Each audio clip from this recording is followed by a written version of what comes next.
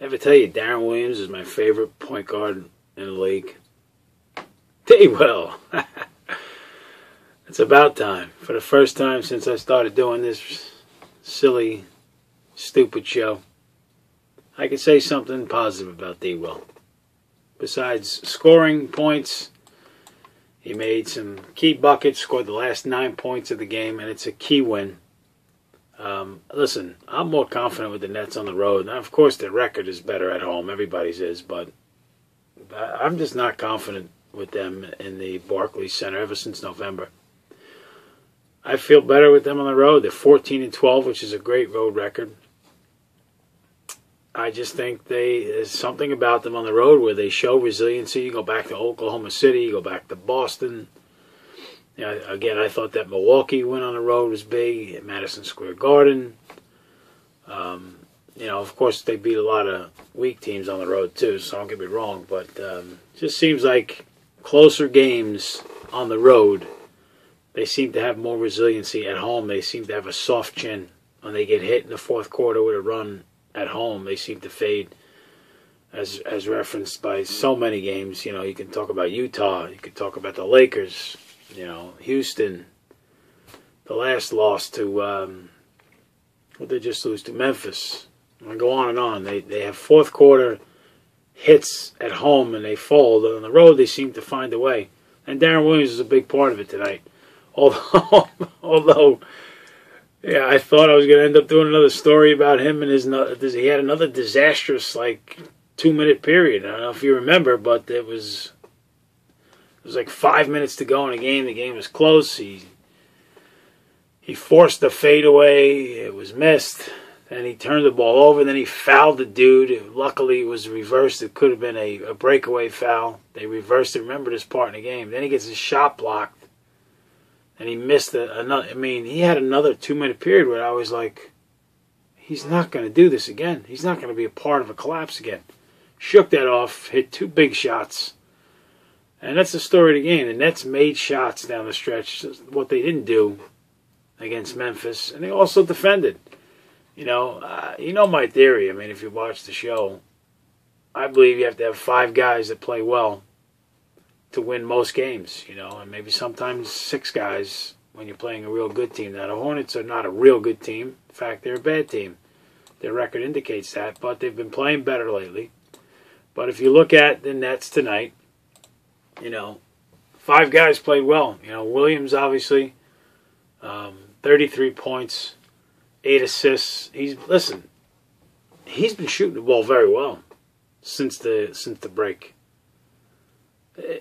My argument was never about his shooting in the second half, since he's, even under PJ, since PJ's made the switch, he's become a better shooter from the perimeter. My beef with him is his turnovers, his decision making, his poor shot selection when he tries to go to the goal and he notoriously gets it blocked. His defense has been porous. That's where I've been hit. And of course his leadership. I think his leadership has been terrible. But you have to give the guy credit. His shooting has picked up. He's shooting over 50% from 3 since the break. He shot 4 for 8 from 3 and 10 from 21 tonight. And the guy does make his free throws. You have to give him that. He makes his free throws. He made them all down the stretch. Scored the team's last 11. But other guys have played well in this game. Blatche, listen, he's had 5 or 6 straight very solid games. Another good night tonight, 4 for 9. Had a big assist late to Bogans, who was brutal against Memphis. I think Bogans was one of the goats of the Memphis game. But he made those shots tonight. Bogans did. 4 for 4 and 3 for 3 from 3 for 12 points. So a couple of assists and 4 rebounds. It's a nice night for Bogans. Watson, line doesn't look good, but I thought he played well. Brook played well. Maybe he gave his brother, I don't know, maybe give his brother some money or something. Because he did play well. 20 points, 7 boards. He had 5 assists. He blocked 4 shots, and that's a good night. And, my boy Wallace, who's been awful shooting, had the typical night that you want to see from him. 8 points, 6 rebounds, 4 assists. And he played some key D. Give PJ credit. He's had some strange substitution patterns. Even tonight, 5 minutes to go in a game, ice cold, he brings Teletovic in. It's a little weird. My boy Jimmy Cole pointed that out, and I agree with him. That's strange. You bring a guy in for the first time with 5 minutes to go. But he did the right thing. They had the lead, a 4-point lead, and he brought his defensive players in, and Wallace was part of the mix. Wallace was on the floor. Brooke obviously did a nice job. And even Marshawn played well. Marshawn had 8 points.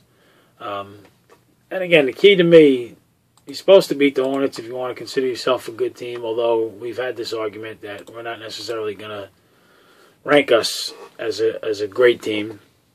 Obviously, we're a good team. We're not great. We're going to have to figure out a way over these next 4. It's tough ones. You got back-to-back coming up. You got to beat Dallas. I don't care. Dallas is not a good team. Dallas is not going to make the playoffs. You have to beat Dallas in Brooklyn when you play them. And then, you know what? We play well against the Bulls for some reason. I don't know why. We should have beat them in Chicago, beat them here. Of course we beat them when they only had one of their starters playing, so I shouldn't really say that. But how about showing me something and, pulling out a win there? I don't know. And then you got to go to Charlotte. And then you come home. I forget the next 2. You got another back-to-back. But how about going 4-1 before you go on this crazy road trip that you're going to go on? Show us that, you're for real. Put something together here. Show me something. Incredible how the team, before I wrap up, we never have a lead where you could just, shut it off, go to the bathroom, go grab a soda. I mean, we got 9-point lead with a minute to go, and teams notoriously cut it to 2 or 3. I mean, do we lead the league in giving up 3-point shots at the end of games? Ryan Anderson, how about Ryan? I mean, it still bothers me, Ryan Anderson. How Ryan Anderson was included in the Vince Carter trade is still shocking to me. A net product. Many younger net fans probably don't know that Anderson was a homegrown net that we gave away in the Vince Carter trade. So it'd be nice to have him, wouldn't it? A nice lethal 3-point shooter. He gets them back into the game. And then, we just don't guard anybody late. They made 3 threes late in the game. And we were lucky Anderson's foot was on the line. So, good win. I give kudos to Darren for shooting the ball well. But, Darren, I'm going to be waiting for you to slip up. You're getting paid $19.7 million per year, Darren. Not good enough to have 1 game good, 3 bad. You need to be a stud. I've come to grips that you're not. I believe you're the 15th best point guard in the league. You can make an argument, and I got this Vasquez kid below you, but there's some people that may think that this Vasquez kid is a little higher than you. I'm giving you props that you're a little bit better than him, but I will name 14 other point guards that I'd rather have right now than you, Darren. If you play like you do tonight, maybe I'll change my mind. This is the Darren that we thought we were getting. But even still, with this great game that you had, you gave us 2 minutes where you almost gave the game away. That's got to stop. Your fourth quarter decisions have got to get better. Your shooting is better. We give you kudos. But let's not have fourth quarters where you have those 2 minutes that I just explained before, where you miss 3 bad shots, you have a turnover, and then you foul that dude. I mean, right there's a turning point in the game. If that really was a breakaway foul, that guy gets 2 free throws, cuts the game to 2, and they got the ball.